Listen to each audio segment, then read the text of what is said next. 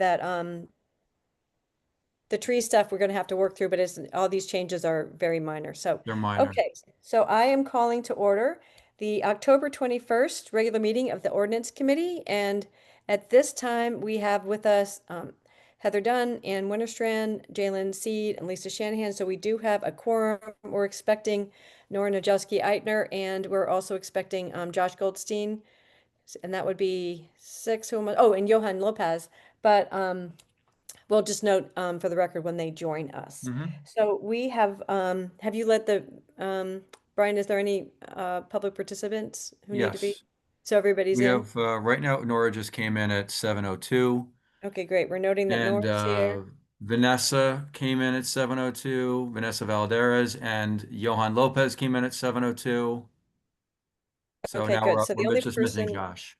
who, of course, is going to take over the meeting for me if things go late. So we also thank the staff members, Jim Travers, Chris Torrey, Brian Lutz. Oh, there's Josh. There's Josh. So we got everybody now. Good. Vanessa Valderas and also Sarah Cruz are all here to help support some of these matters that we're bringing up for public hearing. So our first public hearing tonight is to discuss and vote on Chapter 84, Retirement Benefits, Article 1, Post-Employment Benefit Trust Sections. Oh gosh, is it 54.2 and 54.3? Hold on one second. Wait, let's see if I can. No, I'm It's sorry, 54.2 and 84.3. Sorry, my glasses discuss are. and vote on Chapter 84 Retirement Benefits, Article 1 Post-Employment Benefits Trust, Sections 84-2 and 84-3. Great. Thank you so much. So we'll open the public hearing for that matter. All right. So right now we have 14 panelists. We have one attendee, which is Diane Cece. So if anyone would like to speak about Chapter 84, the first item for public hearing, please raise your hand. Just so you know, Lisa, I did receive 2 emails, but it wasn't about this public hearing, and Okay, Diane good. has not raised her hand. Okay, so I guess we can close that public hearing. Should we discuss and vote on chapter 126 and 84 together, Tom? Do you think, because they're kind of together? Those are the And pension ones? yeah, the pension ones. Yeah. Why don't we do that together? Because maybe you can make one quick statement about them both and we can talk about it. So the second matter for public hearing is discuss and vote on chapter 126 pension plan sections 126.1, 126.2, 126.3, 126.4, and 126.6. We wrote 126.4 twice. Brian, is that a mistake? Should we have written 126.5? Is that an Yeah, error it's in our agenda? 126-5. All of it was in the paper. All Okay, 126.1 through 126.6 was identified in the paper. It was identified in the legal notice of public hearing. It's been discussed perfect. multiple times. Yes. And the entire document is on the agenda. Okay, perfect. So just to make the correction in the agenda with that one little typo, but let's open up the public hearing on that chapter 126 to see if anyone has anything to say. Sure. So this is again just on the chapter 126, which is the changes to the pension, which I'm going to put up right now so everyone can see it. I put up 84 earlier just so people could see what we were talking about. Again, very minimal changes. I'm trying to find it right now. Bear with me one second.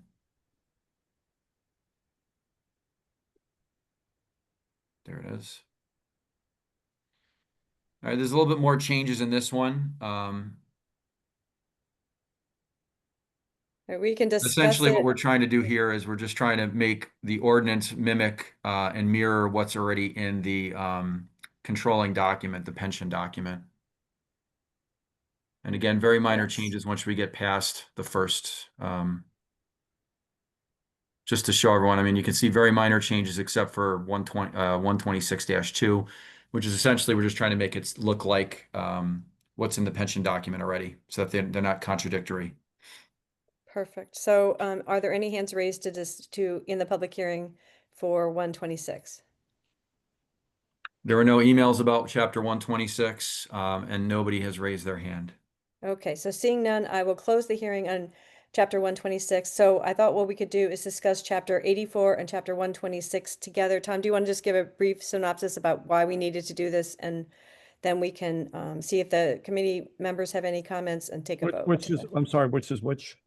Chapter Chapter 84 84 and 126. chapter 84, Article 1, 84.2, and 84.3 is the OPEB, the Post-Employment Benefits Trust.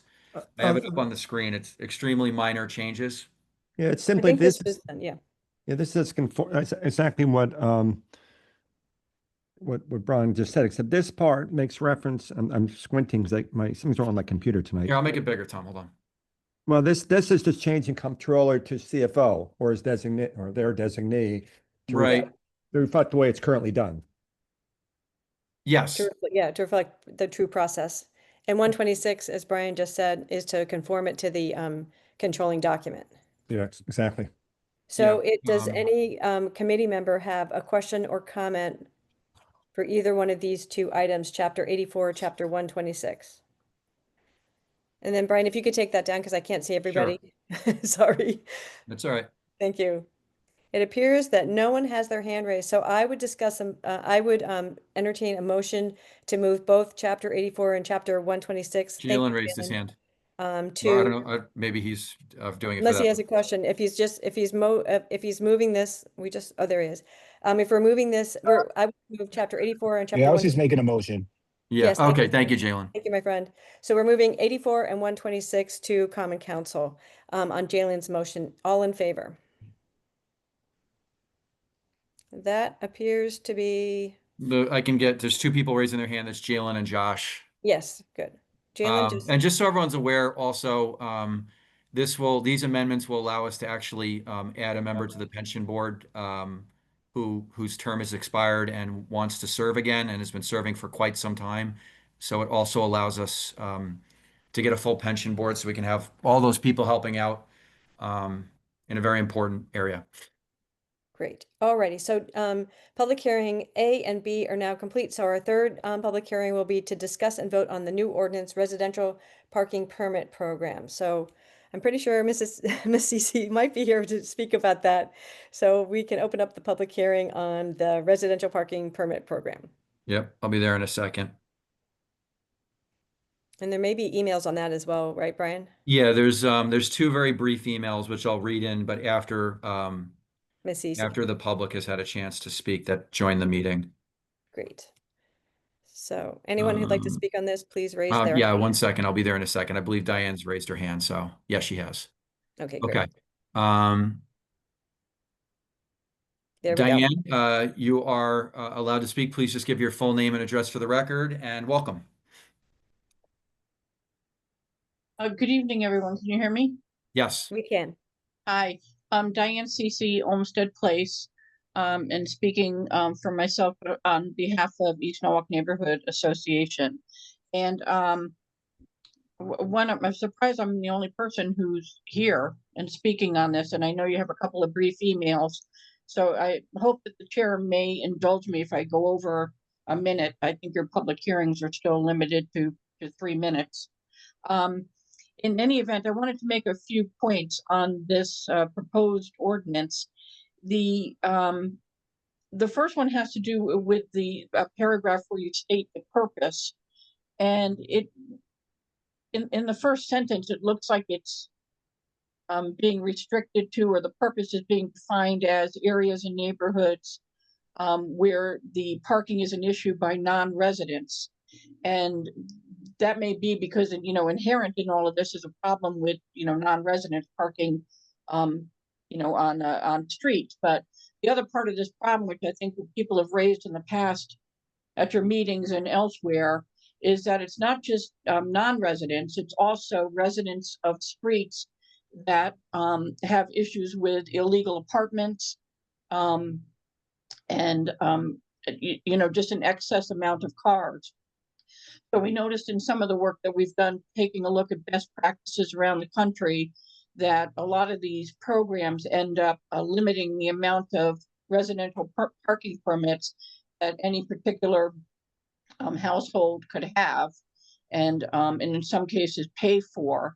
So I think that this needs to be reworded so it's not just non-residents of a street, but it also would be looking to address overall excessive parking on the street in relationship to the properties that are there. And I'm not suggesting how to do that. I'm just raising that as one of the issues, and I think it should be clearer in the purpose. The other point that I want to make is regarding the the parking authority, that this ordinance gives the parking authority a complete responsibility for drafting this, what this program is going to be. And I realize that as an autonomous authority, that's exactly the purpose, that they have full control. But I think with having them draft everything, the process, procedures, criteria, goals, rules, and requirements, presumably that would also be enforcement and fines and all of that stuff, that to have that be done by the parking authority and then followed by a 30-day public comment, I think a better way to do this would be to have the public stakeholders and the city stakeholders involved with the parking authority, whatever committee they put together to actually draft all of these, to take a look at best practices, to take a look at the city's inventory, some of the neighborhoods, and to actually draft this. And the stakeholders, of course, could be residents of streets that we already know are going to be good for beta sites for this. Also, the Norwalk Police Department, and in addition to residents, also businesses. So I think the 30-day comment period is something good, but if it's going to be on something that's already been 99% drafted by the authority themselves, that doesn't really give the public an opportunity to weigh in before the draft gets public. The other concern I have with the 30-day public comment period is it's fine to say that it's going to be available and posted everywhere, but if there's not a robust kind of PR campaign to make people aware of this so that they can read it and then comment on it, it's not going to do a whole lot of good.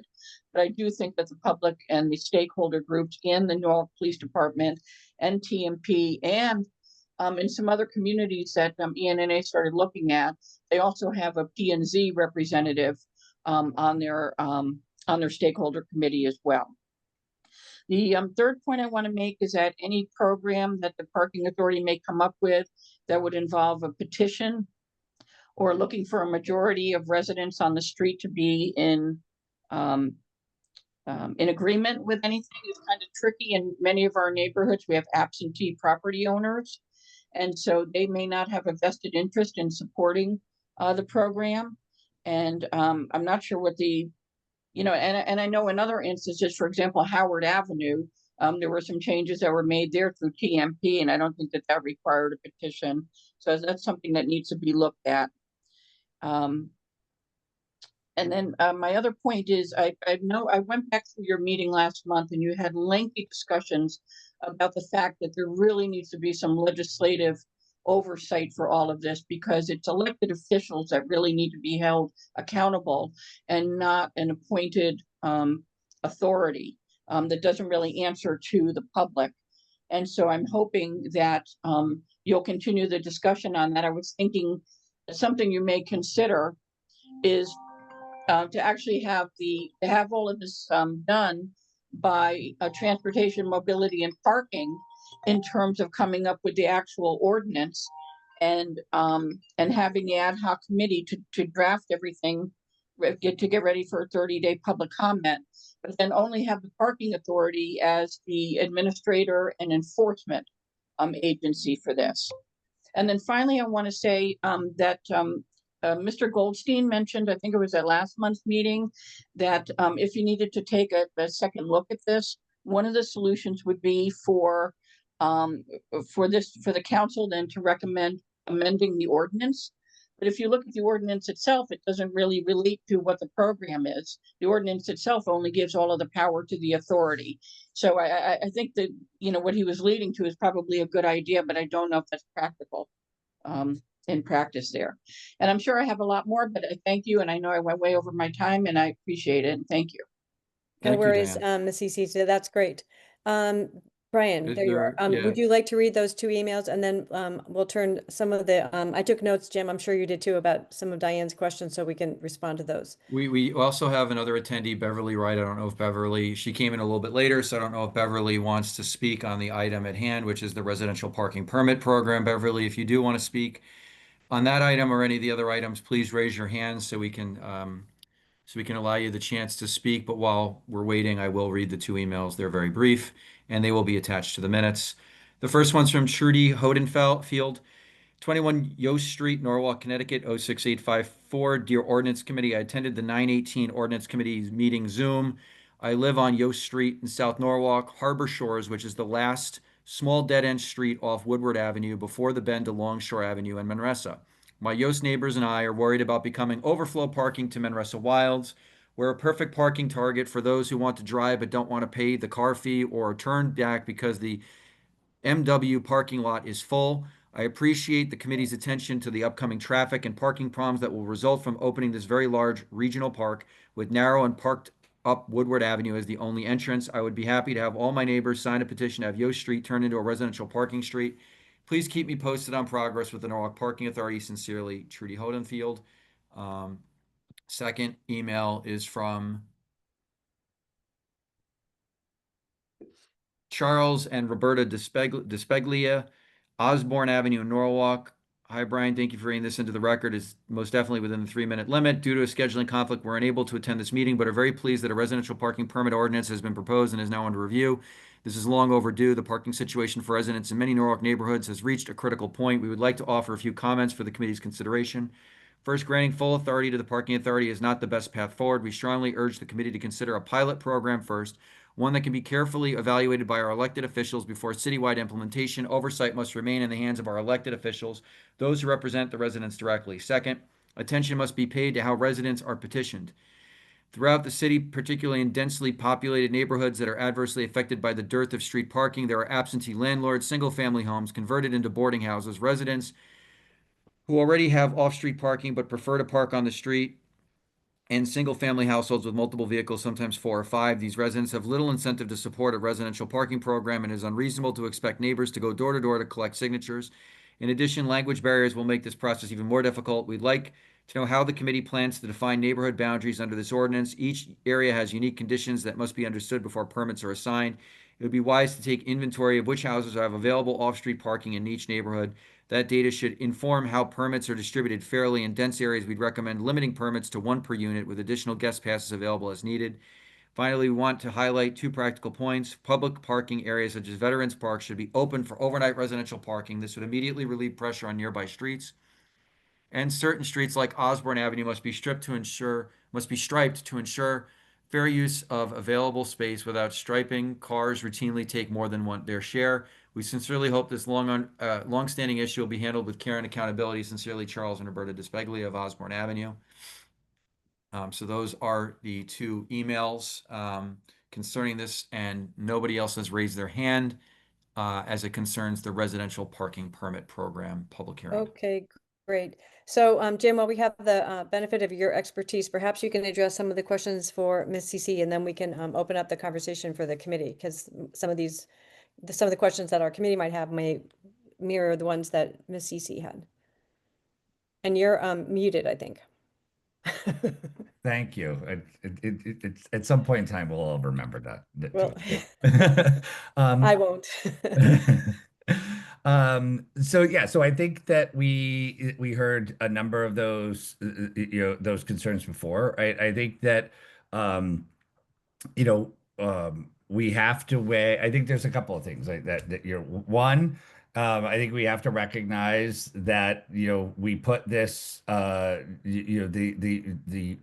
operation of the parking authority under the operation of the parking authority, right? And as such, really can't dictate every aspect of the operation, right? I think that we will participate in the process, and I think we will be. Are doing due diligence. Brian is on board and has been really with anticipation of this acceptance, right, and moving this forward, really looking at what is best practice in a number of cities, having conversations, off the record conversations with consultants, because I think we did hear from before that is it really necessary to hire a consultant for this, given the fact that there is so much there's some similarities in the program that we know it is, and wouldn't it be better off to do due diligence? And so we have been taking that since that was brought up at the last meeting, looking at what best practice is there. I think there are a number of challenges. I think what we would look at in some of the preliminary numbers is really looking at, how many vehicles can actually fit on a particular street, right? And not really necessarily limited to one, if in fact that street can accommodate more than one per household of that street, right? So I think what we would look to do is kind of measure the street, determining how many vehicles can be on there, how many residences are there, and then for each of those residents, like, so if for if whether a residence is going to be determined by, do we have it registered as a one family home, is it is a two family home, is it a three family home, so then we would divide that number of residences in a particular street to the number of available parking spaces, and then determine that number to be, you brought equally. So in a street that has maybe parking on both sides of the street can accommodate more, they might get two or three parking spaces passes. You're more constricted areas, smaller areas of the street where parking is limited because of the size of the street, that might be one. So I think we would need to have a flexible program, and I think we agree for that. I think um, I do think that there is a process needed to, every successful program that we've seen is really about, community desire, right? I don't think that we could, I think the only fairest way would be to have a petition of the majority of the people on a particular street, looking for a residential parking program, because there will be restrictions, right? That may not be there. And I don't think that we could have one household or two households on a street determine what an entire street should have, right? So I do think that the fairest approach would be some type of petition that's for the street, that would determine, whether there's an investigation that takes place, and then, is it in an area that really, truly needs a residential parking program, right? So I Yeah. think Can I ask some like initial questions, like sure. just to kind of get to the difference with what some of the things that Diane was trying to get into? One was, why is this appropriate that the parking authority do it and not TMP? Just if we could drill down into that to have like a better sense of that. And the second part of it is, at the same time, I want to understand that the parking authority would have public hearings and public outreach and things like that. I just want to reassure the public that there will be a robust ability for the public to be heard at the parking authority. Can you address some of those concerns? Right. So I think from the point before, I think the city, through your ordinance, created the parking authority to have governance over the parking operations, right? So to say that the city then determines the program and that the parking authority then follows without their due diligence of a board would be bypassing the board. And I don't think it's a process that we do in any of our other authorities. For particular, the Water Pollution Control Authority, we don't dictate to them how they run their operation, right? I do think that we participate in it, and I think that we, and through the entire process, I'm not, hopefully we're not coming across that we're not going to participate in the process. We certainly would be participating in the process, in a very heavy way. But I don't see that. I don't see that it would be respectful to a commission that you actually approved, right? You voted on, right? To say,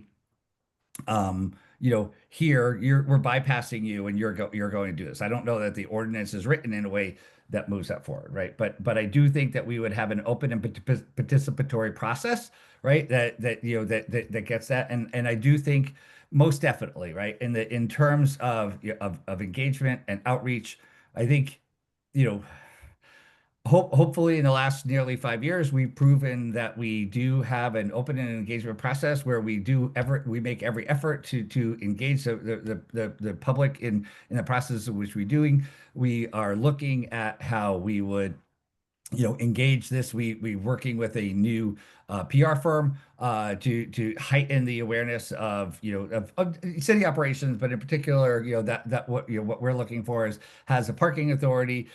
You get further reach, and I think in this one we would go. I think there's a couple of things. One, it wouldn't solely be on just a parking authority to do it, but we would really look at assistance from Michelle Matthews Woods, right? Of really getting the word out to larger numbers. But I also think, quite honestly, we've worked really hard to get to this point for a residential parking program. We've had to petition the state to change their legislation to allow this to occur. Once we did that, we petitioned you to change this to allow this process to go. I think that when we do this, we would certainly try to, we can't control what media covers, but I think we would pitch as well as we could to get this. And I do think that this was a story that would definitely be told. And I think, when we look at ways to outreach, I think we would continue to look at what every possible way that we could to spread the word, right? And Great. I was hopefully going to that's say, what we get when we have, a 30-day period, right? That it's not just like, hey, here's a meeting that you're going to come to on Tuesday at 7 o'clock, and you get to speak your mind, right? It's open for a longer period of time, right? that'd be great. So I was going to actually open it up to the committee members. So Johan has the first question, then Ann has the second question. Thank you, Chair. Jim, yeah, so in addition to the PR firm and working with Michelle Woods, I mean, could council members, council member could essentially also help facilitate some of that outreach. I mean, I know a lot of I know people from all over the city, but especially like in my district. So I think that it would be great if we could get together with the rest of the council members and see how we can come up with like a sort of program to help you guys really to make sure that we reach out to as many people as we can. I think that's great, right? Yeah, and I think sometimes that's something that gets us lost, right? I think we've tried to do that in ways before of really engagement, but I think maybe what we could do with this is also, develop a flyer that talks about this and address it, and then give that flyer to each of the council members so that you can put it forth to your mailing list, right? And I think that is that whole process, and I think we would definitely commit to that, as another one of the many ways that we would look to increase engagement. Perfect. Thanks, Jim. Your hand's still up. So are you? Okay. No, your hand's down. Alrighty. So Ann, you have the next question. Can you guys hear me? Yep. We can. Okay. Thank you, Jim. I was just wondering if you could speak to this petitioning process that would take place on the street, where the residents reside, and just speak to the issue of that Ms. Cece raised about absentee property owners and how language barriers are dealt with, and what does that process actually look like? So I think in looking at really other successful programs, it's not really solely just limited to the property owner, right? Because it's a resident, right? And the Right. resident is going to be the one that has to do it. So it's a residential, in my view, it's a residential parking program, and it is residential, delivered, right? So it's, I respect the fact that, we have absentee landlords that are not engaged. We run into that very often in the process, and often very hard to engage them. But I think at the end of the day, it is not an owner that's doing it. That the residential parking program would be on the resident, and they have an opportunity to weigh in. And I think that would be the people who are first engaged into that process, right? So I think that when we look at, I think our last demographics that I saw that really showed like 50% of the residents in the city were not property owners, right? They were renters, right? So to negate them from the process of a residential parking zone, I think we would be remiss in our duties, right? So I do think we need to look as inclusive as we can, and I do think a residential parking program has to be really based on the residents that live on a particular street. Right. And I do think that there's a petition, that would be the best way to ensure that the voice of that street is heard, right? And that we have, and that, that we, they'll be the ones that have to, because a residential parking program, I've done this for a number of times, right? It is not a be all and end all, right? It doesn't fix all our problems. And sometimes, often, in order to fix a problem, puts constraints that sometimes people don't want to deal with, right?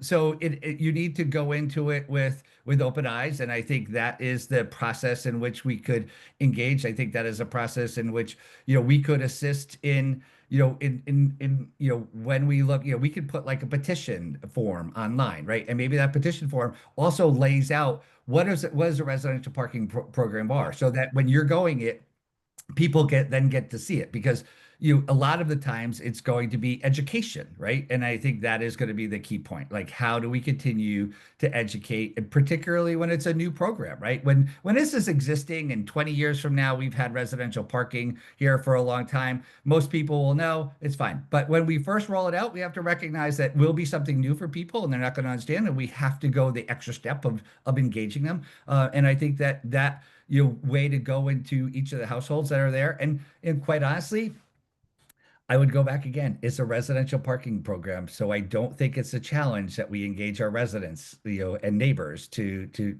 talk to them about how it is. I think if we should look for any ways that we can get to engage our neighbors more, right? Mhm. Thank Any more you. questions from you, Ann? I was gonna, oh, good, Heather. So Heather's up. Oh, you've got one more question, Ann? You're set? Okay, great. So Heather, you're up next. Um, so I'm assuming that this is gonna be tied to motor vehicle registrations for residents too? That I'm asking Jim, so if somebody is not registered their car here and they're claiming they're a resident, they will not get a pass typically? I'm not asking you to have it set in stone right now. I'm just kind of wondering about the, So yeah, I think it has, the car has to be registered, to participate in the program. Your car, you have to have it registered at that particular address, right? So, if you live at 123 Main Street, you can't look for a residential parking program on 456 West Avenue, right? So yes, it would be an active registration tied to the address in which you are looking for a residential parking program.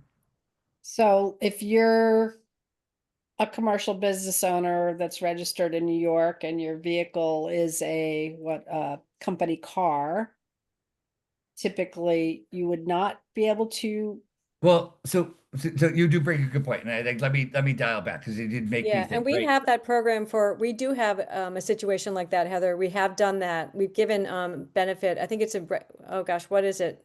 Which program? We did do this, Jim, with Rec and Parks Yeah. for So yeah, rental cars or right. company That cars. issue, people trying to get So- beach passes that say that it's, a company car, which is why it's a New York plate, but they actually live here. Um, Right. So I think it would be so necessarily it wouldn't be tied to the vehicle registration, and I think and I apologize for that. Like, so it's really going to be tied to the resident, right? Because you know it, you know it, I if there is one per household, right? You would get one car, you would get one pass. We wouldn't necessarily look to establish it just to one, but you would also be able to get a pass, like somebody talked about a guest pass before. Like, if you do not own a car, right? So, and you rely on public transportation, right? And to get around. You shouldn't be penalized for the fact that you can't have someone come over to your house and visit you, right? So you would get a pass that then a visitor would be able to use in the residence. Equally to that is, we have businesses that are taxpayers in the city, right?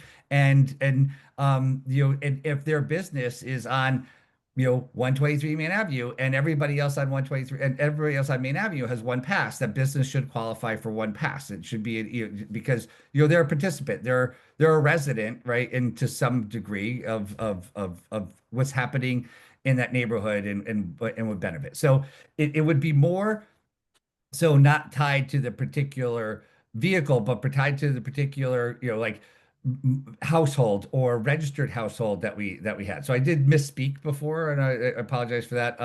And I think that's, some of the things is, this will all come out in that process, and I think in the learning process that so I don't want to be in a situation where I think that we have figured out all of the ways that the program is going to work yet.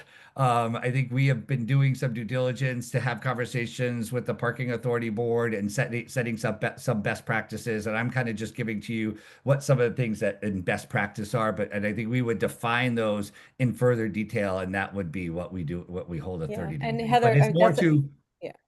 Oh, I'm sorry, Jim. I just was going to say, Heather, it was a good question because we did address that. I think it was either in the transfer station passes or the rec and park passes for the parking lot. We did address the idea. And Jim, you can I'll try to dig out that language for you because we were like, oh yeah, people have company cars. There's some people live in Florida half the year and whatever. So we had situations like that we addressed. So Jim, I'll share that information with you guys. How we addressed it in those ordinances. Which Great. brings me to Diane's point that maybe I would be in favor of maybe extending it to the 60 days so that some of the issues that maybe we didn't think about, I don't know what they are, would give us more time to look at. And I'm assuming then we have to write an ordinance that complies with whatever the parking authority. So this ordinance No. as is. So the way I think that we are imagining that it would work as far as this ordinance goes is that we'll have this 45 days, 30 days, 60 days, whatever that is. I don't think this is a substantial change, Brian, if we decide to extend the comment No. period. But what they would then do is come back to council with this, parking authority would come back to council with their plan. And one of the things that we did, I think, Josh, in, was it cannabis? I think that we did this in, to bring back the regs, and the council then just votes the program up or down. So there's a lot of pressure on the parking authority to, if they want to get this through, to make sure that it's something that council finds appropriate. If they vote it down, it goes back to parking authority, they come back with it again and come back. Right? Wasn't it cannabis that we did that, Yes. Josh? Yeah, we did. And Yeah, there's so still, yeah. yeah, so the pressure's on the parking authority to make sure that what they give to council is palatable, or they have to go back to the drawing board. We need to make that small change in the ordinance as it is.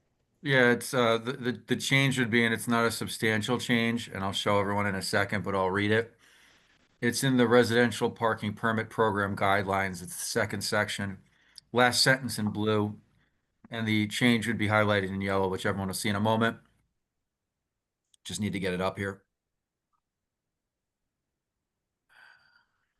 But we could extending the period to 60 days isn't. No, But, see, Jim, if you just to, extend it from 30 day to 60 days or 45 days, that doesn't change anything. What would, thinking about it more though, we have to accept the Common Council would have to approve or disapprove the guidelines and standards in whole, but not in part. You can't say we like some of it and not all of it. It's got to be, the entire thing has to be palatable to the majority of the Common Council so that this can proceed forward. We can't have parts of it going forward and parts of it not. So what I highlighted in yellow is something that I think we might need to add in. Forget about the 30 or 60 days. I mean, that's something we just started talking about again now. But I think when the Common Council approves it, it has to approve the entire document. It can't be in pieces. So one other thought, Jim, just to reassure my committee members, is that when the parking authority has their their process is going to have public comment, not just at the very end, but aren't they going to go out to the public to some degree and listen to the public and have a few outreach programs where they're actually hearing from the residents things that they're concerned about, or how does that? My second part of the question was that, so Diane also talked about the beta testing, which makes sense. Like if we took just one neighborhood or one street and see how it worked and see, are there things that needed to be judged in the ordinance or not the neighborhood parking plan? That's why I was thinking if we're doing the beta, that's within the 60 days, or does that happen afterwards or beforehand, or we're just not doing that? We're going plan and balls to the wall kind of. Sorry. We know what it means. So I think two things, like there's a number of things. So one on the time frame, so I think 60 is a lot, right?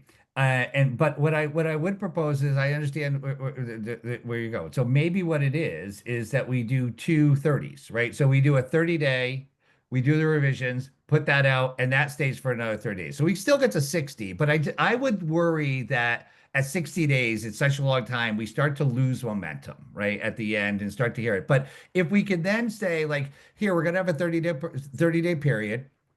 We're gonna take all those comments. We're gonna integrate them into the document. Whatever that final one is out, that final is out for 30 days, right? And then we could wait so the time will be there.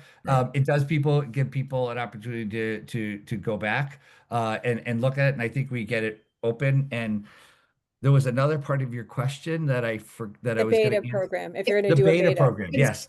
Decide it's like crazy, this is horrible, and people are up in arms. Is there a way to walk it back for specific neighborhoods? Or is there a way to walk it back for, overall for the city? we don't want to create more of a problem, and you don't know, I'm like, Right. I'm not an expert, but I get very worried when I have to vote something in that I don't know what the unintended outcomes could be. So, having a, you know, Well, I think that this is really it's resident driven, right? We're really looking. I think that there's neighborhoods that are going to benefit of it. I think there's going to neighborhoods that wouldn't. I think the needs of one neighborhood may be different than the needs of of another neighborhood, right? And to say, that we would, I think. I think part of this, it is there's a lot of people that have been waiting for this for a very long time, right? And and I think that this isn't something that we're the first people coming to the table trying to figure it out. Many other communities all across the United States have already done this. And in many instances, we're seeing a lot of similarities in how the program's running. It's not that complex, right? It is a residential parking program that's going to be restricted to the residents and the number of households that live on a given street, right? So I think, you know, we might put one out to beta A, right? And maybe they don't like it and they're going to change it, but maybe that would have worked for beta B, right? So I do think that we could be, that we should be always looking to how do we have best, but I think it's also then we're saying that we're going to rely on one street or two streets to indicate how a program is going to be distributed citywide, right? And I think we have to, sometimes I think we know, like we don't have everyone that votes for one particular person, right? So we always have to weigh, opposing feelings on how things going. But I think that we have to look at what is the best practice, what is what's best practice in something and move it forward. I think that it would be added frustration to some people who have been just waiting for this. And this is going to be looking like yet another time that government is just moving slow and just getting it Non-responsive. out, right? And so let me just drill down on that. I know that Johanna's got a question, but so what you're suggesting is that maybe for Main Street, because of the composition of the housing on that street, everybody gets one pass. But on West Avenue, because of the composition of the housing, people get two passes or three passes. So it's hard to beta the program because each street is going to have a little bit of a unique program based upon its demographics of housing, et cetera. Is that what you're suggesting? Yeah. So I think it's About- the housing. I'm sorry, Heather. I wasn't asking about the specifics. What I really was trying to ask is, when do stakeholders get involved? So right now, you come up with a plan, stakeholders have 30 days to talk about the plan, having not experienced it or had anything to do with it. And you're saying maybe at that you come up with a plan over 30 days and share it, and then you make revisions, and then 30 days. Where's like Roberta, who just wrote that letter to us? Where does she get to weigh in on what's going to happen? Where does Diane Cece get to weigh in on what gets to happen? So Stakeholders in this process in that 30, 60 days was what well, so I think there needs to be two things, right? I think there needs to be the due diligence on with Brian and the team from on the parking authority to work that. But I think that we were talking like there is some type of comment period, right? That or like engagement period that allows people to comment on something, so we get feedback before we start a 30-day, right? So there's engagement through the process, and then we started then we've heard some people. We started that then we think, all right, well we had our public meeting. We looked at this. We were able to outline what a program looks like. We hear from people. We make that, and then we get to what we think is from public perspective, the way to go. That is what then that finishes, and that starts a 30-day period. And then if we wanted to make changes and come back in 30 days, we could do that again, right? So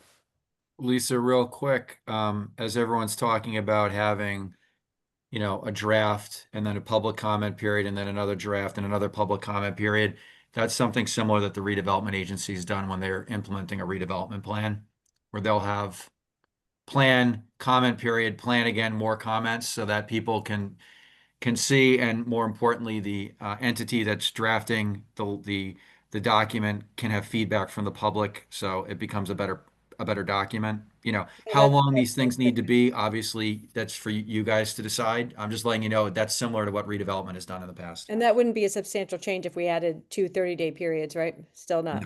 Johan, if you don't mind, I'll let Nora go next because she hasn't had a question yet, and then I'll go back to you. So Nora, you're up. Thanks. And just like, I think I was going to say something not dissimilar to Brian's, which is to say, I would assume, and maybe we can check this, but I would assume that the parking authority is already bound by all of our expectations in charter and in other, in probably in their founding ordinance, that they have to do a public comment period before they take a vote on a new regulation, right? So I'm assuming that some portion of this kind of back and forth is already built into requirements for how the parking authority must operate. Which is not to say that we don't additionally specify, but I'm not sure I'm not particularly concerned about that lack of community kind of presentation and conversation, because I believe that they are already required to do it. I mean, we generally require under the charter that there be a public notice period, for things like this. So that would be good to confirm. The other thing that I just wanted to say, so something back that Jim had said quite a long time ago, and I do just want to make sure we are crystal clear in the record. The council grants authority and the council can take it away. So at the moment, the council has granted authority to the parking, or we are contemplating granting the parking authority to do this. I mean, in the event that we truly think it is being mismanaged, the council can revert control of it to the council, to a different entity, whoever. So I think we Or just remove it entirely. Right. So I just want to be clear again about the limits of what we are delegating here. And then I think the other thing to say is I think I've heard lots of really good comments about what should be in this program. I do think that that's part of the point of really having time for this program to be fleshed out in great detail and to include things like I assume it will, such as the ability for a neighborhood to opt back out, right? There has to be an opt-in process and there needs to be an opt-out process, right? Like I think all of that will come out in the development of these regs. And I think the whole point is that this ordinance is not getting into that level of detail.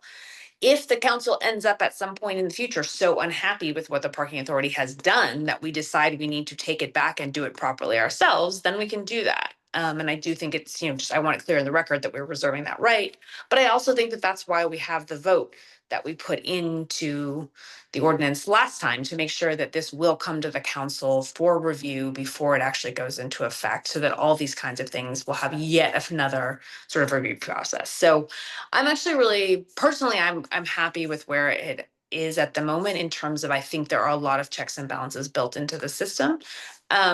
And in no way to diminish, I think Diane Cece's concerns are quite valid. I appreciated a lot of what she raised. I think that's actually why it will be very important to get people into this process early, because I do think people's on the ground experience will be extremely informative.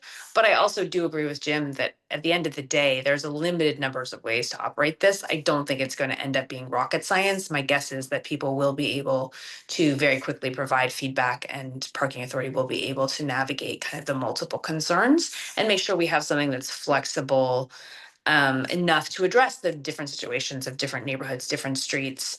But I don't want to just sort of preemptively assume that we're somehow going to miss some of these things. I think the whole point is to let the process play out. And I think we will likely see that in what they propose.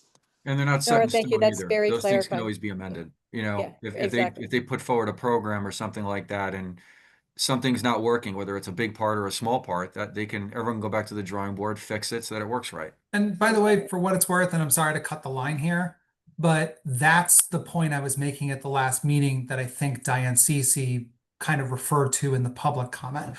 That's the power that we've always had. And that ability, sorry, my dog is going to town on a toy and then got distracted.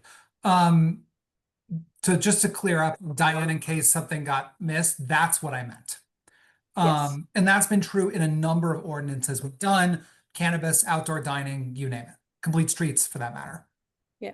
So thank you both, Nora and Josh, because those are the clarifying comments. I was trying to make sure that we were all understanding that we're going to get several bites at the apple, and we can always throw the apple out of the window and get a new tree. So I think that, yeah, what we're just doing is enabling them to go about and start their program. There's going to be a lot of public comment, I would hope, at the Public Authority. I think that they've been hearing that the Parking Authority is, expected to be opening up the doors to listen to the residents and move forward on that. Johan, you've had your hand up forever. No, Thank you that's for okay. being Thank you. patient. Yeah. Yeah, no problem. Jim, quick question. Just in general, like in a general sense, how are these programs usually enforced? Like, if let's say you have quote unquote violators, people who park there who don't have a pass, typically how are these programs like enforced in other communities around the country? So, I'm just hesitating because I'm a little confused that so it would be enforced by the parking enforcement agent who Right. is we it would go down the street. We would look at the vehicles that are registered, very similar to how they go to the beach and see the people who have a registered Oh, car and who okay. don't have a Okay. registered Yeah, car, yeah, right? yeah. So it would Yeah. be if you lived on A Street and it is, parking zone 1, you just go down there and make sure that everybody in parking zone 1 has a registered car in parking zone 1, right? Oh, so just periodic, same thing what they're doing now, like you just mentioned, in terms of Yep. going to the beach. Okay, that's I think fine. it All could right. be two things. Like it could be periodic. It could be also on demand. Like Heather might call and say, there's been these cars that are parked on my street, right? And it could prompt someone from going up there, right? And I think that's a lot always happens, right? And that happens. I think that was probably one of the benefits that really came out of this is really, the parking authority in the past was really just restricted to only to only issuing parking tickets at meters, right? So the parking authority was never able to respond to the call from a resident that says there's parking some too close to the corner. And that's my favorite story for me because, there was often, our men in blue and our people in blue, right? Sometimes really restricted in the time they have. And there was in one instance, it was on a street, someone continued parking very close to the corner, and the person was calling the police department, and they didn't get out, and then they called the parking authority, and the parking authority said, we'll notify the police department for you, but we can't enforce that. So then the gentleman called me to complain that the parking authority wasn't doing that, and I said, well, I agree with him, that I understand where we are, but that we don't have the authority to do that, and I will call the police, and I will do the best to get someone out here. And the guy said to me, he goes, so let me get this straight. You're the director of parking, and you can't write a parking ticket. And I said, I understand, right? So that's one of the things that led us to change an ordinance that allows us to be able to be responsive so that we can get someone who's like, I have people parking on a sidewalk. I have people blocking, the fire hydrant, right? And things. So we were able to do that, which also led to the being able to create a residential parking zone, right? So I think, so my point was, in many of those other instances, we're getting called out, right? So we could be responsive to somebody calls out, but we also can be proactive by doing, periodic checks in neighborhoods. And I do think that there's those neighborhoods that we probably require periodic checks where we see, major traffic generators that often cause people to park, right? Very similar to, the reference to Manresa Wilds, right? And them not wanting to do there, or parking near Calf Pasture Beach, right?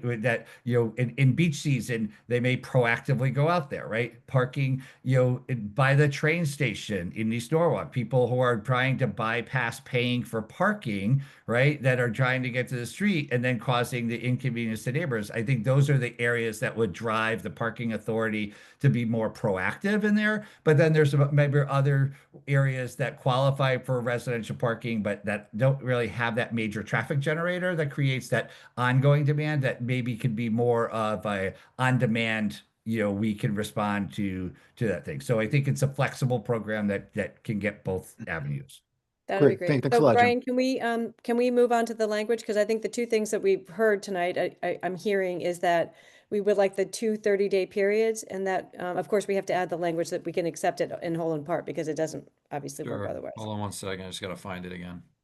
Yeah, so I think if we make well, I've lost I'm on the comic strip now, but I think that's where the committee is wanting to go. So, it says prior to implementation, the guidelines and standards should be public, and subject to a 30-day public comment, that area. Yeah, there you go. Mm-hmm. Prior to implementation, the guidelines and standards shall be publicly noticed and shall be subject to a 30-day public comment period and public hearing before the parking authority, followed by a second. Mm-hmm. Followed by a second 30-day public comment period and a second public hearing before parking authority.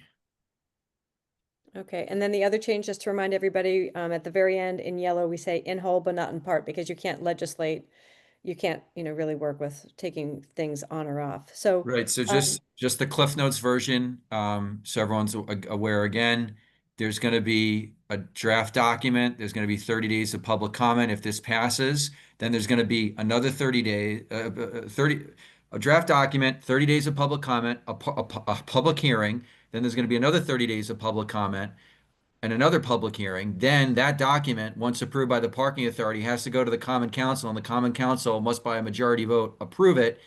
And oh, by the way, if they don't like it later on, they can always amend this to change the powers of the parking authority or to remove it completely. So this is not permanent. It's, so those are the highlights.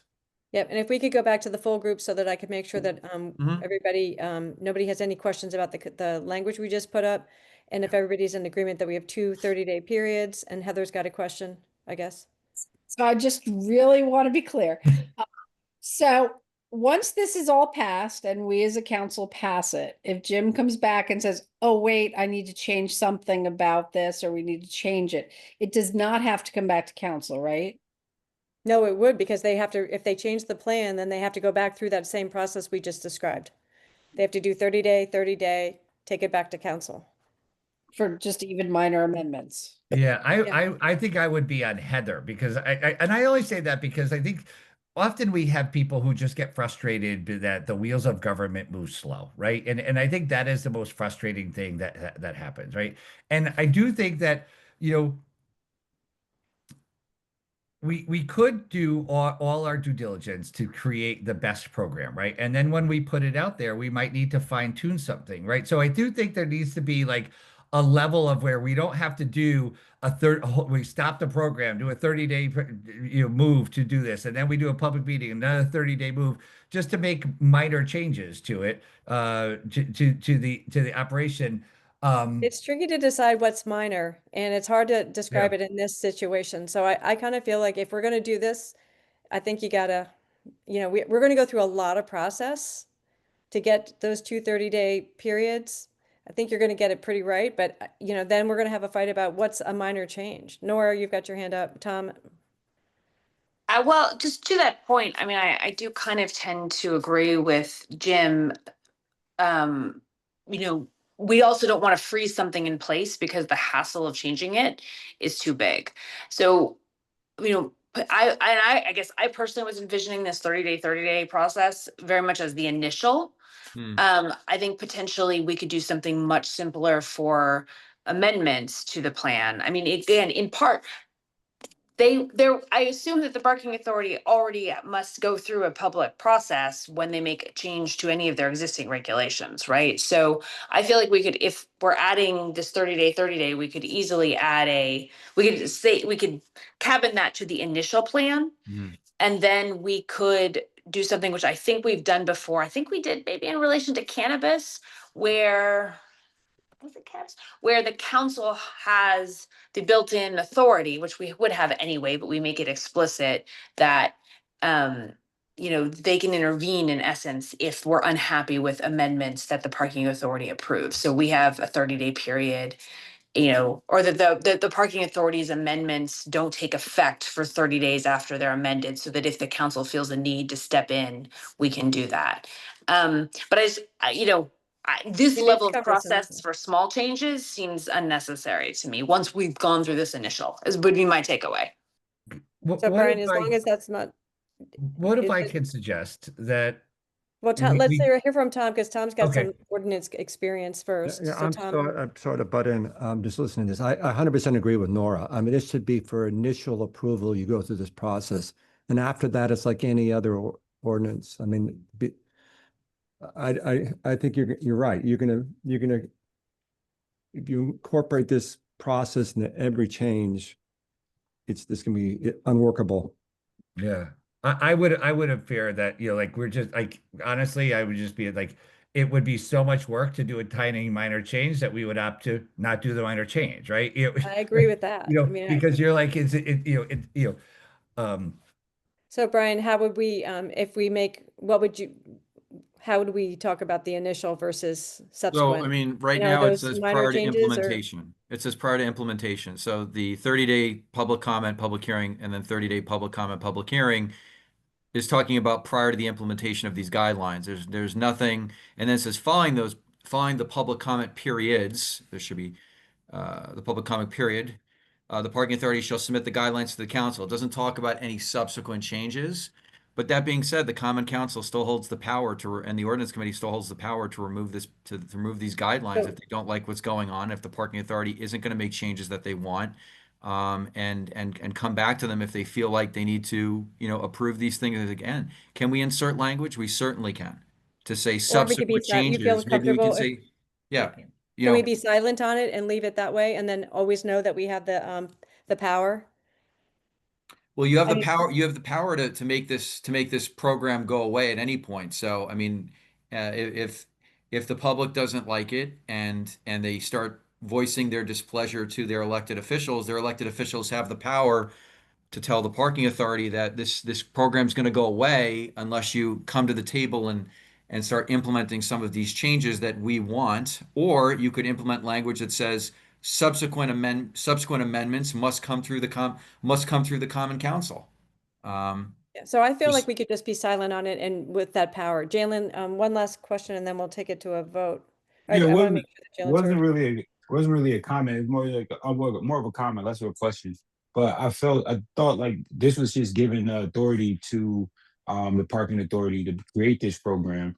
And then once it's created, the parking authority to be the ones that manage it. If they want to make any changes, then it seems like, especially since it says just implementation, they can make the changes. And I thought that it seems like that'd be good. And the only way we'll have to is like we just remove the authority from them to have this program. So I think that we should be fine, at least the way that I read it. Perfect. Let's go forward with that. I think that that's good. So, All right, so let me just read the changes that we have. Yeah, and then we'll entertain a motion to take it to council. So the language is there. The blue language is the language that we amended the last time, and then the only new language that we have here is, and I'll just read the sentences again. Prior to implementation, some of this is old language. The guidelines and standards shall be publicly noticed and should be subject to a 30-day public comment period and a public hearing before the parking authority, followed by a second 30-day public comment period and a second public hearing before the parking authority. Following the public comment periods, Yes. the parking authority shall submit the guidelines and standards to the Common Council, which shall by majority vote approve or disapprove said guidelines and standards in whole, but not in part. So that would be the recommended change to be voted on now to send to Common Council to create this ordinance or not. Okay, great. So if you take that down, I would entertain a motion from one of our committee members to take this to Common Council for a full vote. And that would be Josh. Thank you so much. All in favor? That is everybody. Thank you. Oh, Jalen, you're on board, right? Yep, I'm on board. Okay, Jalen's on board. That's unanimous. All right, Jim All right. Travers, you are dismissed. Thank you so much. Thank you, Jim. Thank you, It was Brian. a lot of work. Thank you, Tom. So chapter You 84 is don't being want sent Jim to Common go yet. Council with I no don't want, change. oh yeah, Jim, sorry, you can't go because we've got you on the other two things. that No, we're you gonna already told look me I can go. at. No, you're stuck. Sorry, Sorry, I haven't Jim. read ahead. I haven't read ahead. Okay, so So our Lisa, last real public hearing. quick, Can chapter Those of Brian us, go? eighty-four. those of you who are still with us. Lisa, Discuss a vote Brian on go? chapter 112, tree Lisa, real sections. quick. Yes. Chapter 84, Senate Common Council, no changes. Chapter 126, Senate Common Council, no changes. Residential parking permit, send to council with changes as discussed. Yes, okay, so Okay. now our final one is discuss, we still have one more public hearing, discuss and Yes. vote on chapter 112, trees, section 1121, 2, 3, 4, 5, 6, 7, 8, 9, 10, 11, 12, 13, 14, and 15, the whole The tree whole ordinance. thing. Yep, the whole thing. So we're happy to have Chris Torrey, Vanessa Valderas, and our very favorite friend Susan, Sarah Cruz, who's been doing all of this tree work with us. So much, Sarah. So well, when do we open it up to public hearing, and then Sarah Yeah. and her team can talk a little bit about the changes we are going to propose. None of Right, which so I is have no listed. emails as it pertains to this public hearing. We have 2 attendees. So if either Beverly or Diane would like to comment on chapter 112 and all the sections that Lisa just read about the tree ordinance, then please raise your hand now.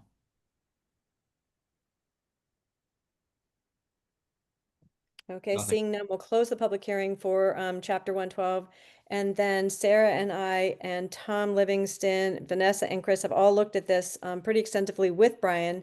So Brian, do you want to pull it up? We have some just word changes. We kind of brought our, you know, a couple of little things that we wanted to kind of bring into our ordinance language. And then also Sarah brought in some standards that we should have tightened up a little bit earlier, but none of it's Right, substantive. so just briefly before you guys get into the weeds here, there's a lot of change or a lot of revision here, and 99% or 90 something percent of it was already changed at our last meeting.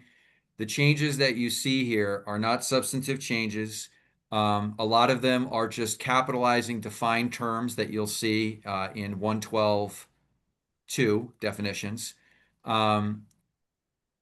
There, you know, for example, in tree warden, you just see as amended from time to time. That's about as much of a revision that you're going to see, with the exception of perhaps the definition of uh, urban forest, Yes, which I I was think gonna say, shows up Sarah once. had, yeah, Sarah had a couple of definitions and some standards that needed to be properly noted. Right. So there's a lot of revisions here and changes that you see, but again, 90 something percent of this was at the last meeting, and the majority of this is just capitalizing defined terms. Sarah, do you want to comment on a couple of things that you brought to the Yeah. fore? I think the urban definition is good, and then also I think there was one standard that you wanted to I'll bring clarify. it back up by Sarah. Yeah, just to kind of like can you guys hear me? We Yes. can, thank you. Yeah, just kind of like center this. This is really just coming out of the tree master plan. You know, an important part of implementing this is, you know, ensuring that our policies, our definitions, our standards, reflect those recommendations, industry best practices, things like that. I would say the most substantive change is, again, providing definitions for something like tree warden. We did not have that defined previously. Deputy tree warden, tree Brian, if master you could scroll plan. down to some of those definitions that Sarah's mentioning. Sure. There's deputy tree warden right there. Yep. What were the other ones, Sarah? Thank you, Sarah. I didn't want to interrupt. I just wanted him to kind of follow your No. your light. I believe we updated tree master plan, tree inventory, and just ensured that that language then correlated throughout the rest of the ordinance. And this is especially important internally to ensure that, you know, how we operate is reflective of the ordinance, but also externally to ensure that, you know, especially recently, we want to ensure that we have transparency. You know, the public is well informed when it comes to how decisions are made, when it comes to tree removals, tree planting, tree permitting. But primarily it was a matter of redefining some things. The other section that had a substantive change is that the Tree Advisory Committee is now renamed into the Urban Forestry Commission, just kind of modernizing that. We're now really calling our tree program an urban forestry program, which is much broader, makes a lot more sense. And I really think that that's about it. We kind of put a little bit more substance into the legacy tree program with some checks and balances there, but that's about it. That's great. So, Brian, if you wouldn't mind taking that down so I can see if anybody has any questions for Sarah, Chris, or Vanessa. Please, can I just ask? Oh, yeah, a couple- absolutely, Vanessa. So first, I want to thank you, everybody, particularly Sarah, that I know that she worked month with you guys to be able to really update the terms that we have in the actual ordinance. As Sarah summarized in a very good way, the idea behind revising the ordinance is really to modernize the language that we have there and really to be aligned with what are the goals that we have for the future of the forestry, the urban forestry for the city. So that's pretty much what was done there. It is really revise the terms, make sure that some definitions were there, make the whole process much more transparent, and also give the public a chance to comment on it as well. And also rename the Tree Advisory Committee, because we believe that also their duties now has to be aligned with the ordinance as well. So that is really the main thing.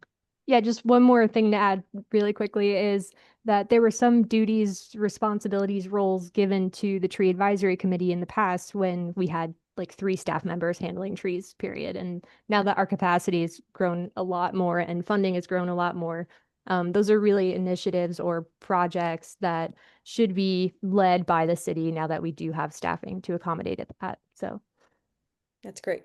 And Chris, you've got a tree behind you. Anything that you'd like to say about this tree ordinance? You did the first draft with us, and now we're in the second draft with Sarah. I don't want to leave you behind. This is just another step forward, and I applaud Sarah, and she did a lot of the groundwork for this. Thank you, Sarah. Great. So any questions or comments from the committee? Oh, I love it that we have a short discussion on this one. we're just All providing right. shade, don't worry. Yeah, thank you for the shade. We love the shade. So if somebody could make a motion that we pass this along to Common Council, that would be great.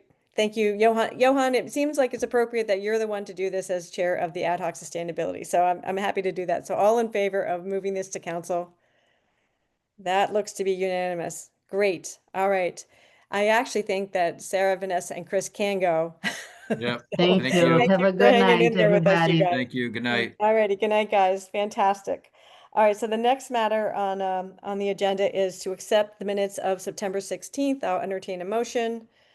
Somebody passed them. Okay. Thank you, Anne. All in favor of accepting the minutes as filed, please indicate by raising your hand. Good. That's taken care of.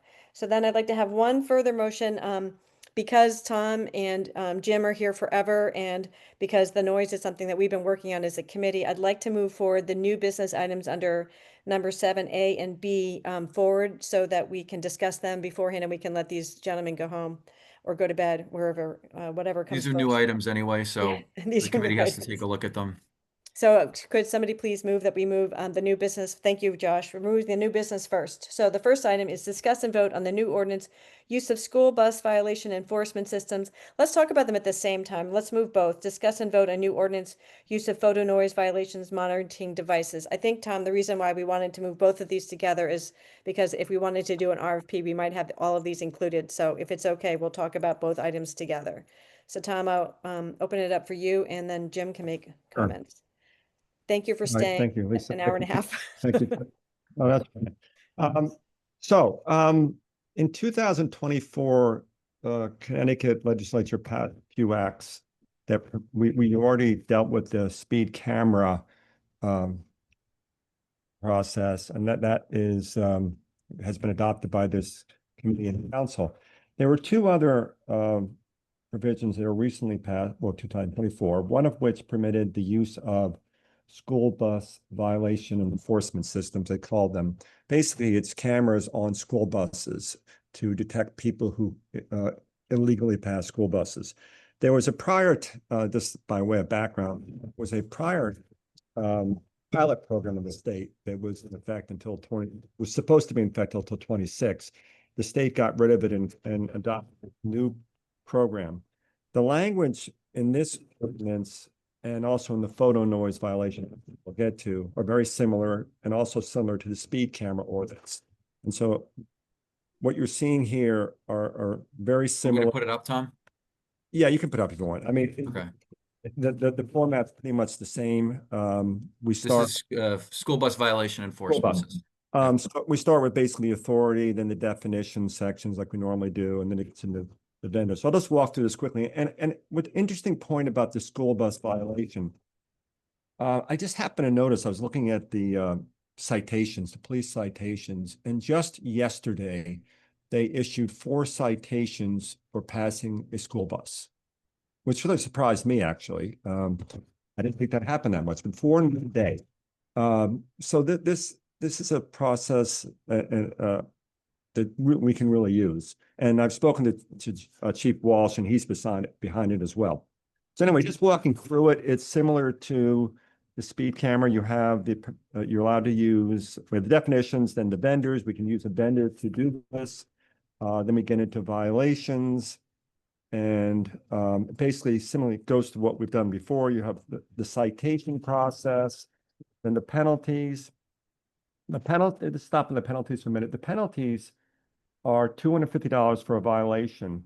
Now, this is different than if a police officer stops you. In that case, it's $475, and I think there are points associated with that. But this is $250, and this goes right to the city. You can't get both. If you're stopped by a camera, you can't, and you've already been stopped by police, you won't get fined for both, but you will get the police ticket. But the police might not be there all the time. Right. The police, I'm only saying the instance where both are there. Yeah, correct. There's an interesting point here, which I've highlighted. And if you may recall, in the prior ordinance, the speed camera, the state allowed the city to collect a fee of not more than $15 per citation. That fee is also in the noise violation ordinance, but it's not in the authorizing statute for this. So Brian and I spoke about this. We need to take it out. So we don't necessarily have that authority right now, but it's kind of inconsistent with the other ordinance. So there's, we can possibly raise this with our legislative representatives if we want to. Because, and the reason I raise this, and I don't want to belabor the point, but if you have one system, which Jim will talk about, that does noise, speed, and red light cameras, you kind of want to have the whole system the same. Mhm. So that's not in this ordinance, but it's in the other two. Want me to bring up the other one, Tom? This one quickly. Yeah, the funds from this one will go to the purpose of improving public safety, not to the state, and it just goes to the rest. Pretty straightforward and mirrors the language of the authorizing statute. The noise violation system is a device that is placed in random. I won't say randomly, but I think they actually use randomly. Randomized locations in the city. It can be moved around, but it authorizes to issue a citation if a motor vehicle emits the sound of over 80 decibels or more, other than by horn. So that's what that triggers this ordinance. The language, as I said, in these ordinances is right out of the authorizing statute. The penalty for this one, the noise violation, first penalty is a warning, then you get to $100 for second, and the penalty for third and subsequent violations is $250. This ordinance provides for a $15 fee, and funds from violations of this can be used to pay the costs associated with the system, among other things. And other than that, it pretty much, well, first and foremost, it mirrors the language of the overriding statutes, and it also, I've tried to conform it to the speed camera language as well. 80 decibels is extremely loud. Yeah, it's really loud. I mean, it's louder than a leaf blower, or just about. Well, I think it is. I think it's about the same. So Jim, do you want to Either say? way, it's bad. Who's But- talking about leaf blowers anymore anyway? Well, Jim can chime in. I want to. Oh, unless you have but more Ju- time, I wanted Jim to give a chance, and then I'll open it up for committee. So if there's more you'd like to share, and then Oh, we'll no, have- go ahead. Let Jim go. No, I think both of these are real. So I think indisputable, like, when we look at, Tom reported 4 was issued by, and that was most likely just the traffic team, on call in the area that they're working on, right? And that's probably in one area that's not indicative of all of the buses that we have, right? We know it's a problem. We know it's a problem in other communities, and I think, the reason that the fines are so high is because we find, we know the children's behavior around a bus, right? And we know the challenges that exist. And I think that I applaud us for taking, efforts to make sure that we keep the kids safe, right? I think the noise ordinance, I think that's a quality of life issue, right? And it is, it's what people see, like if you're outside dining, right? And I think we love outside dining. I love outside dining, right? It's just very disturbing when you have someone who have aftermarket pipes on their bike, and they're going to go down, and you can no longer have a conversation, right? Or the music is so loud because they have, I say this because I was personally at this, like they have one of those, open cars, and you just see rows of speakers that are going on side, and you just can't even have a conversation, right? And I do think that, the noise are things that frustrate people. We hear about it all the time, but, like, I think it would be great. And I think, I had a conversation with Tom as we look to secure a vendor.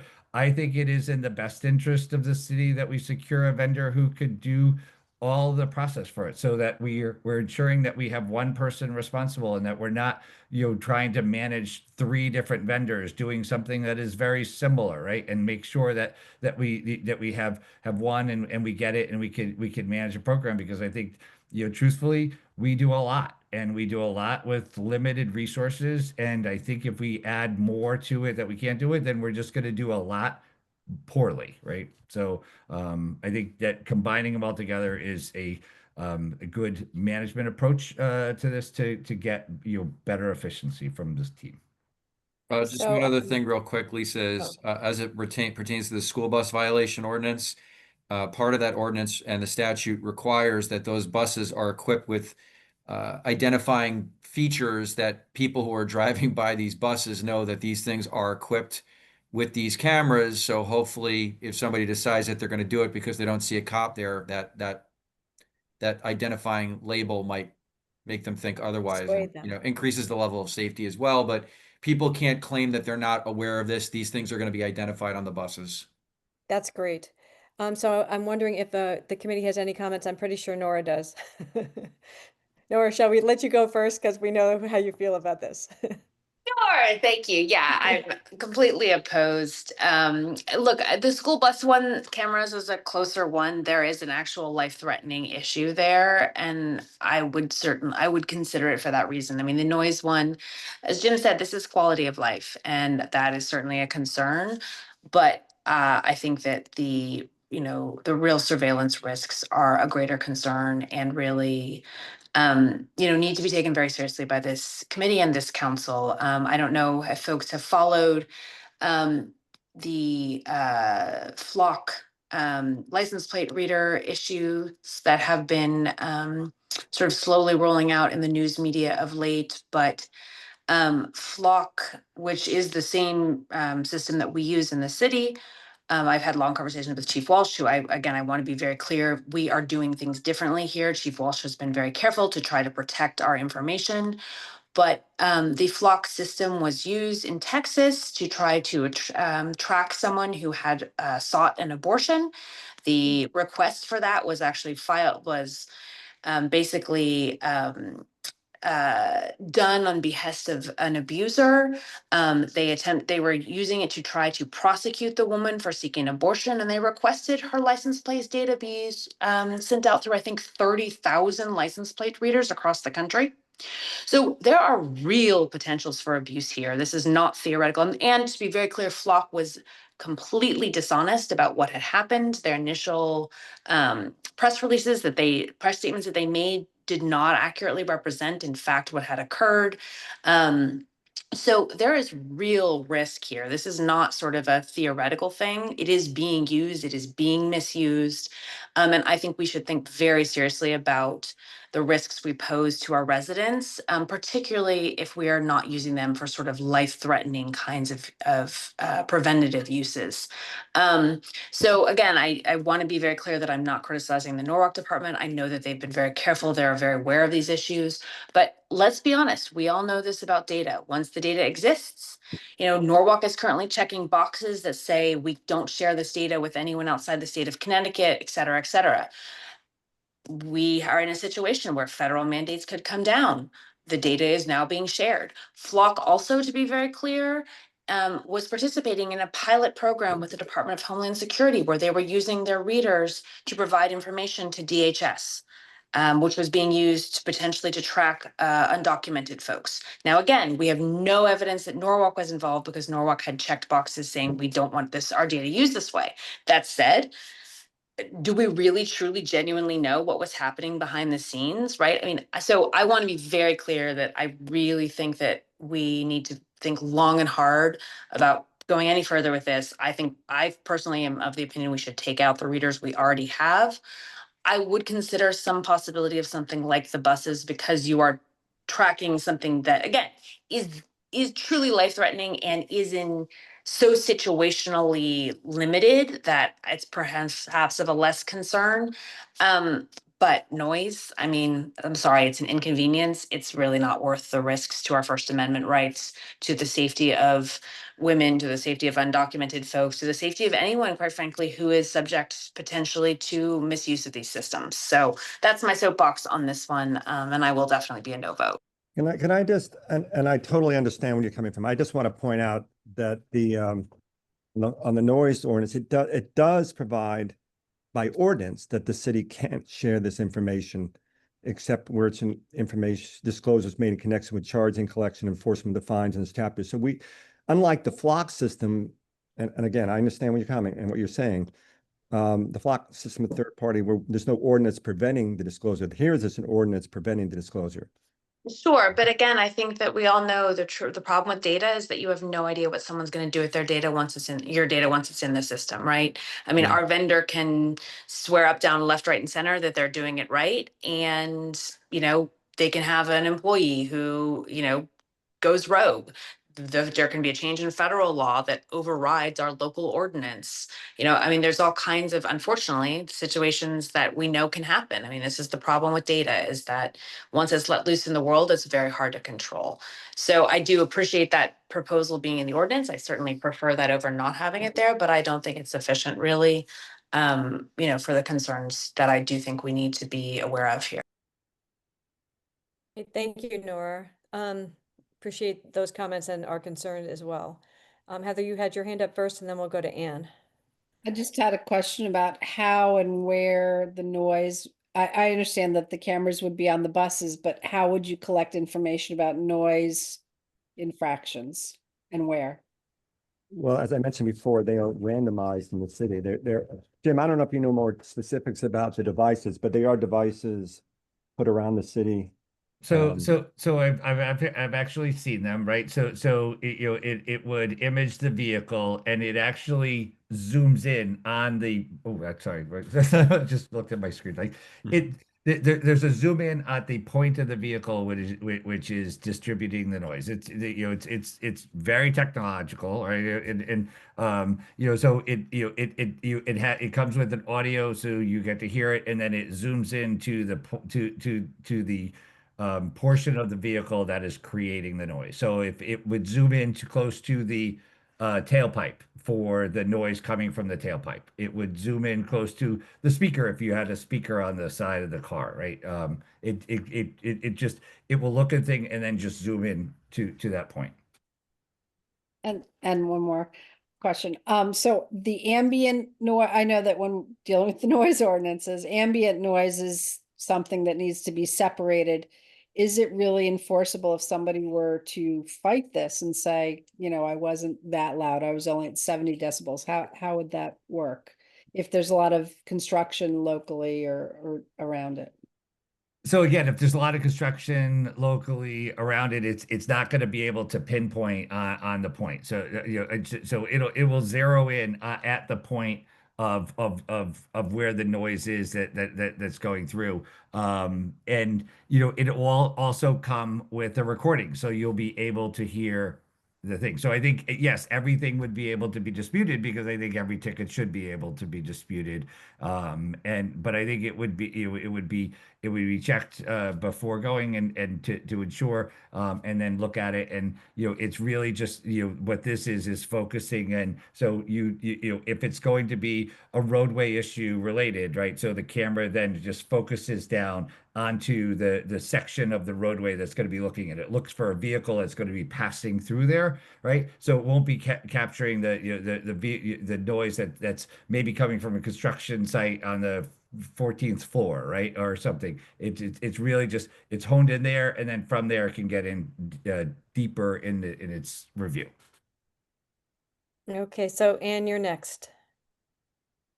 Yeah, I just wanted to bring up a concern about the photo noise violation monitoring device in terms of where it's placed in the city. And Tom, you're saying that would be random, but I Yeah, think that location specificity could be an issue, right? These could be placed in communities where there's a perception of more noise, or they could be discriminatory in some way. And I think we'd have to be really careful. Um, and I'm not even sure how we would determine where to place those. well, I would think we'd place them where we get complaints, right? But as I said, the ordinance requires that we make efforts to randomize the locations within the city, but they don't specify how we do that. Mhm. But again, if I were putting them out, I would say, okay, well, where are people complaining, right? Right. And just to raise the question that you know, you can get into notions of privilege and location, who's making the complaints, whose complaints get listened to, et cetera. I just raising that as something that we That's need to be.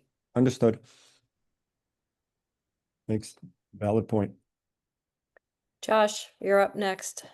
Yeah, I mean, look, I read through this and I read a little bit about the state law that the state legislature passed last year about this. And I gotta be honest, the noise one gives me pause because the thing I get concerned about is if there is this, and Nora kind of hit on this, if there's a specific public safety or public policy reason, I understand that. And if we had an epidemic of backfiring mufflers and street takeovers and excessively loud vehicles, I don't know. I would feel maybe a little differently. That's not my understanding of the situation. Obviously, if there are facts or something, I just know that the things that residents have come to us with complaints about usually focus around speed, um, the amount of traffic, obviously, um, you know, and public safety. You know, and like that's why the school bus one makes complete sense to me. The noise thing gives me pause. And then, by the way, I think the school bus thing is a great law because police can't be there all the time. They do big campaigns every year. Usually around the beginning of school, the numbers, and I don't know, Tom, if you know this, the numbers for how many tickets they issue, usually like in the first few weeks of school, is like a shockingly large number. It is, yes. And if there is a public safety or some sort of obvious public reason why we shouldn't be installing cameras, that's one thing. I think speed cameras was a very good, I mean, Nora and I disagreed on this, but I thought there was a rationale for speed cameras that I don't think exists here in the noise one. So look, I'm willing to talk and learn more, but I gotta be honest, I'm not really in support of this right now. Thank you, Josh. Johan, you're next. Thanks, Lisa. Yeah, no, I mean, so I'm just kind of Josh was alluding to it. So I don't quite understand the level of urgency, if what the level of urgency is for the noise. I understand its purpose and stuff like that. And then second was more of a question in general to the group. I mean, are there any provisions or sort of mitigation measures that can be imposed in the vendor contract when it comes to data protection? That's something that I'm kind of wondering if there's a way to help protect data in the contract. So yeah, that's just really my question. Well, And Josh, do you have a comment you want to make about that? I'm And then sorry, we'll can I just add comment- one thing too? Yeah. I actually think it's the data argument actually means slightly less to me in this particular thing because I'm actually stopped before then, which is there a rational or valid public policy reason to do this? And if the answer to that question is yes, then we can talk, I think, about the data question and sort of the other implications of having the cameras. But if I can't get there on, is this a good idea in the first place? I think that's a problem. But that's where I am right now. And I just meant to add it on to say, like, I think there's kind of a steps here in what we want to do. And I know that we talk about increasing revenue for the city, and we should. That's a good thing because we want to try and diversify how we get money into the city to pay for services. But I'm not sure that overly ticketing our residents, especially for something that I haven't really learned is a major problem, is that way. Hey, Josh, just on that point, look, yeah, I'll go, whatever you guys want to do is fine with me, but it's not there to seek money. It's the point of the I know ordinance that. I know is that. And quality of life. I'm It's- saying that I'm saying that we're always careful for this sort of thing, and I do not, that's not what I was trying to imply. I was just trying to say, like, I'm just not seeing this one here. Yeah. Do you guys want to respond to the data question of Johan, and then we could maybe have a further? Well, I mean, but the authorizing legislation has particular provisions about data privacy, which are incorporated in the ordinance, but I 100% agree. We should do whatever we can in whatever contract we sign to protect it as well as we can, without a doubt. Thanks, Tom. And quickly going back to the noise thing. I mean, it sounds to me that it's a proactive way to show constituents of that, we're trying to improve quality of life. Yeah, no, if maybe Jim or Tom can provide us just a quick snippet on some of the reasoning behind it, from a public policy perspective, kind of get a sense of what the level of urgency is and something along those lines. Well, the only thing, and Jim said it before, and he can follow up, it's really a quality of life issue. I mean, obviously you guys are looking at the noise ordinance as a committee generally because you view that as an issue in the city, right? And this was one more method of addressing that issue. You guys, and Jim can chime in, but you guys can decide you want to put on hold and see how things go with the noise ordinance. Again, it was one more way of addressing the issue. Again, for quality of life, not for revenue. Never make a lot of money off this thing. Yeah, I like. Do I think every car out there? No, but I do think that what we hear, what I hear, in community meetings is very frustration. Like the aftermarket the pipes on a motorcycle, right, are where those are majorly disturbance. Like people complain about the noise of the vehicles going down the street, right, and you know you are taking up noise ordinance. This is an issue where the police have identified someone who does this, right? When there is complaint to go after it. And it's hard that you're going to have a police officer waiting there with a device to listen to the decibels, right? So rather than have a police officer there, that there's a device now that can do that same job. So the police officer is then freed up to do policing stuff, right? And look, I'm not wedded this to one way or the other. I think that this is it was technology that was out there. It was a legislation that was brought by the state of Connecticut that allowed us to do it. I think we would be remiss in our duties if we didn't bring this to you and say, hey, this is an opportunity for you to do it. I do think that I agree with Tom, and I said before, I think this is solely a quality of life issue, right? And it's just, it's it happens to hit sometimes in more major roads like there's signs that said trucks can't jack their brakes, right? Because it's that loud noise that happens, right? That when we do it, that it just when you're there and it's like you have someone blare inconsiderately blaring their radio at something that you're like there's parts of the car that are just moving, right? Because it's just the vibrations just go so loud. And if you're outside, I've personally experienced this, right? Like you're outside, you're having a conversation, and then you just have someone like rah, rah, rah, rah, and it just you just stop all your conversation as you're waiting to do it. And you're just like, and it's just frustrating, right? So I think if you want to include it, great, we will do that. If you don't want to include it, that's great to do it. I think that from my viewpoint, and a conversation I had with Tom, this is it's legislation that came out there. We should put it in front of you. Is this something that you feel that we should do for our community? If not, then we will move. I wanted to wait to put an RFP out for other things just to say like, hey, we should look at an RFP that is total if this is something that the council wanted to move forward on. Okay, I've got one. Heather, you raised your hand. Do you still want to have your hand up, or are you otherwise addressed? I guess my thing is that I think weighing cost versus benefits, I don't trust that the federal government would not be able to get, no matter what our boxes are checked, as we've seen with the ICE coming into Norwalk, our authority, if federal government comes in and says data, that it will be handed over to them no matter what we say. So for me, the potential costs don't outweigh the benefits. Yeah. So as Jim I may said, well be persuaded by that argument too. So I think it sort of argues that if we're going to take a vote, that we should take a vote on these separately. yeah, So I mean, just Tom, did you again, have one more comment you wanted I'm to just make? one more comment that, as Jim said, this is really just again in front of you guys. We're not, don't feel like you're disappointing us. This is really just to give you guys the option. Some future committee can pull it up and they'll have a draft ordinance, right? So Thank you for doing the work. We appreciate that. So let's separate these two. So the first item that we'll vote to take to public hearing is to discuss and vote on the new ordinance, which is the use of school bus violation enforcement systems. Would somebody move that item?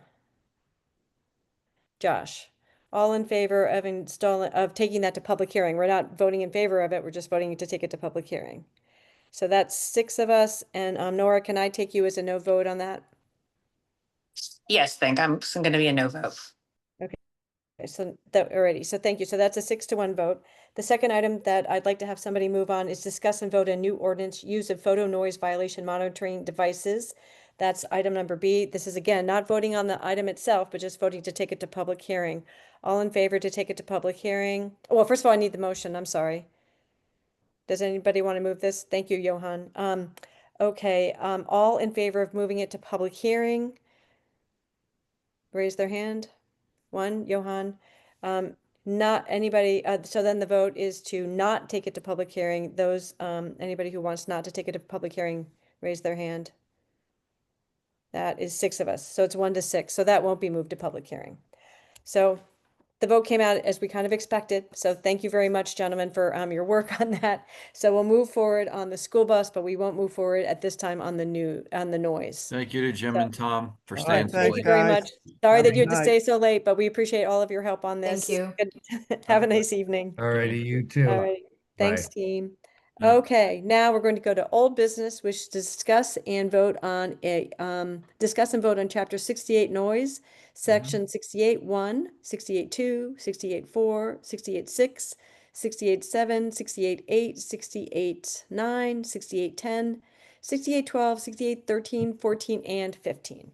So I'm going to turn this conversation over to Heather and Brian, and I'm also going to actually let Josh kind of be the chair of the committee. I have to leave at 6 o'clock. Well, what would be 9 o'clock your time? So I'll just quietly disappear, but listen in on this for the time being. And Josh, thank you for helping me out because I do have this family matter here in You bet.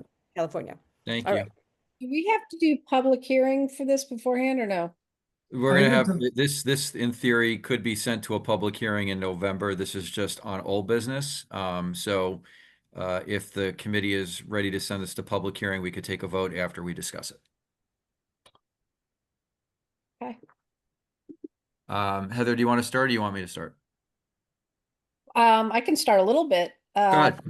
Tested a little bit. I think one of the things that came up was that we have a noise ordinance. However, in talking to Chief Walsh, that it is not enforceable. And the other thing is that the way it's stated, people would get a warning, which was not tracked, so that if people were repeat offenders, there was no way to really track if it was becoming a problem and people were having to click it and ticket over and over and over again. So this gives them the authority. It also is less punitive. We took out some of the tables, which made it for a police officer to show up is more understandable to them. The way that the noise is read is a little more clear and consistent with all of the other benchmarking towns that we did. It also complies with the state noise regulations. Mhm. And it also allows a police officer to come and say, hey, it's really way too loud, turn it down. And if somebody refuses, they have the ability to cite them regardless, you know. So it really is more clear for people. Yep.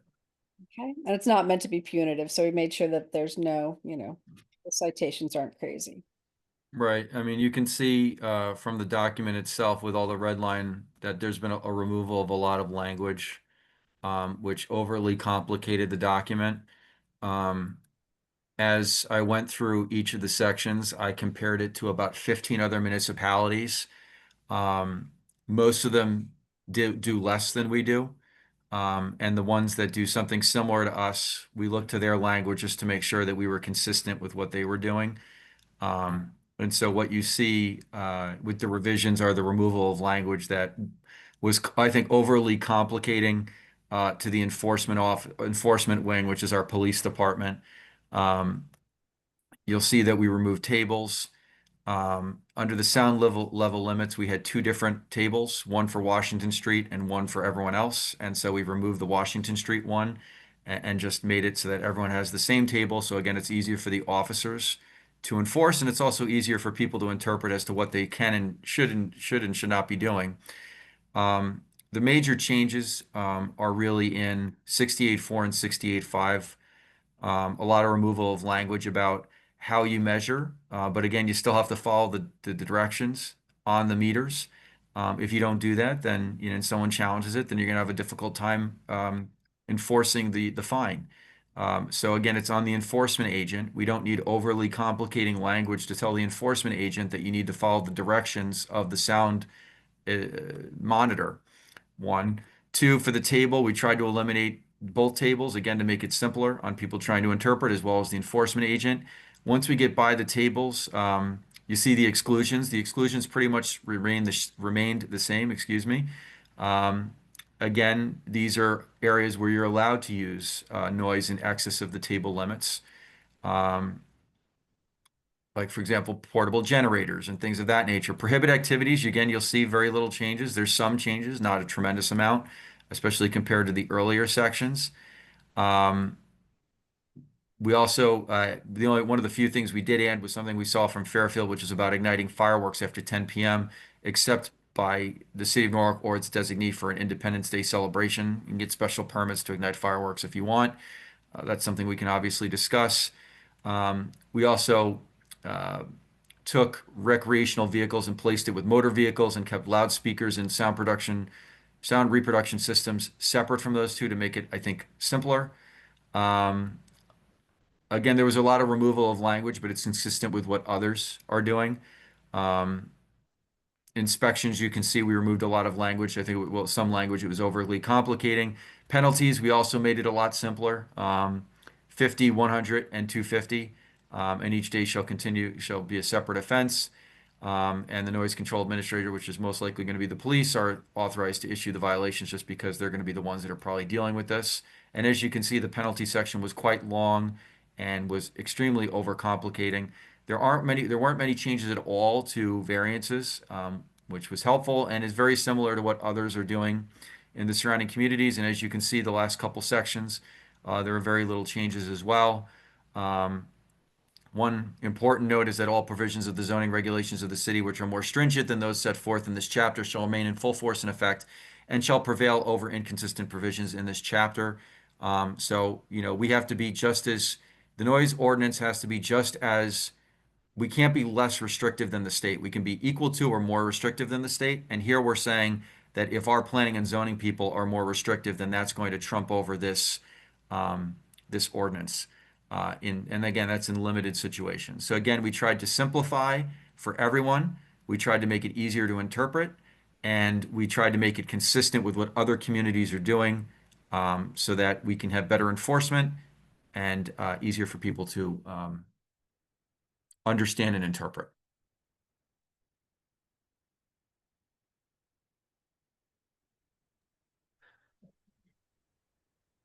Pretty quiet discussion about a noise ordinance.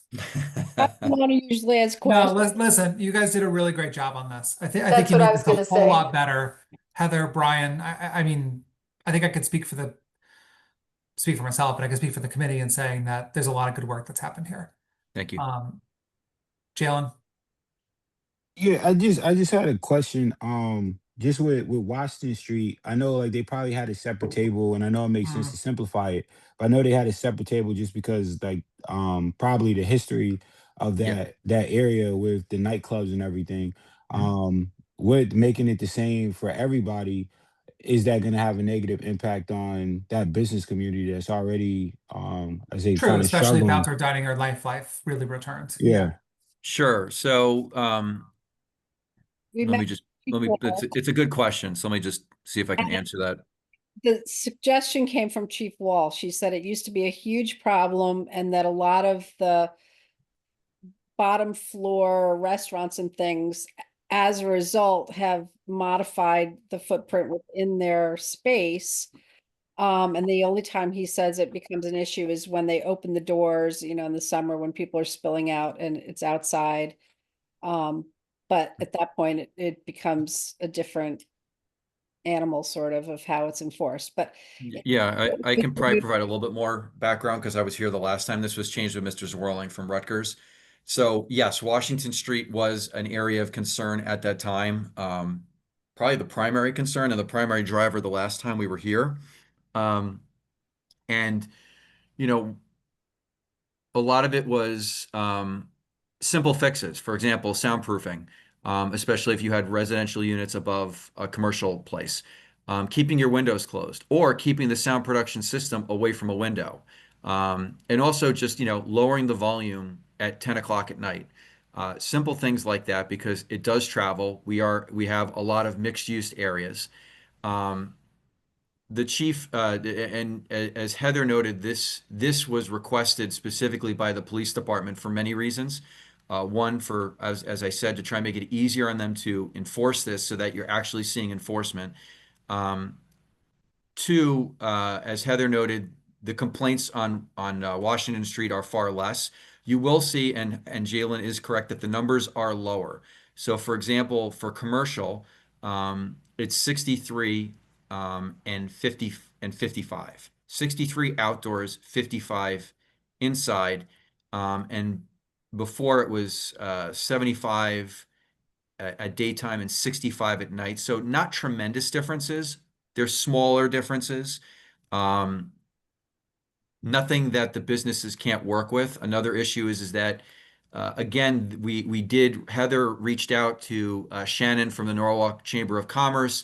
Shannon was actually on the Ordinance Committee at the time that this was going on. And so she advised Heather that she did reach out to the business community so that they were made aware of this. It's been on the agenda, I think, at least since August, so August, September, and now October. If it were to go to public hearing, the business community would obviously have another opportunity to come in November and then also go to Common Council. So they would have been given the opportunity to come on 4 or 5 occasions if this is sent to public hearing. But the chief did indicate specifically to us that the complaints don't seem to be coming from the area where the complaints were coming from the last time we dealt with this. And again, that was one. And two, he was indicating to us that we'd like to enforce this. It's difficult to enforce, and we want to do a better job enforcing it. So help us to allow us to enforce this, which I think is better off for the community. We get, businesses and residences that are going to be respectful because they know that there's enforcement. And then we also have people getting the peace of mind that hopefully they're not going to be, getting noise coming to them that they think is intrusive to their living area. Nora? Thank you, Brian. You actually answered the question I was going to ask, which is sort of had the Chamber of Commerce weighed in. I just want to echo everyone else's thanks to you, to Heather, to Chief Walsh. I have certainly heard a lot from my neighbors about the need for the police department to be able to enforce when it is clear that there is a violation. And yet their hands have been tied by the current ordinance. So I'm very much looking forward to this going forward. And I am glad, very relieved to hear that we've not heard a lot of pushback from the business community, because that was sort of my only question. And again, they have an opportunity to come to us next month. Hopefully, this all sounds great, and I really am looking forward to a much simpler ordinance to enforce. Anyone want to make a motion? Heather? Heather? Heather, you did a lot of the work, so you do it. Yeah. All right. So Heather made the motion. All in favor of taking this to public hearing? Okay. Okay. That's unanimous. Jalen raised his hand. I don't know if you saw that, Josh. Well, that's unanimous. Heather?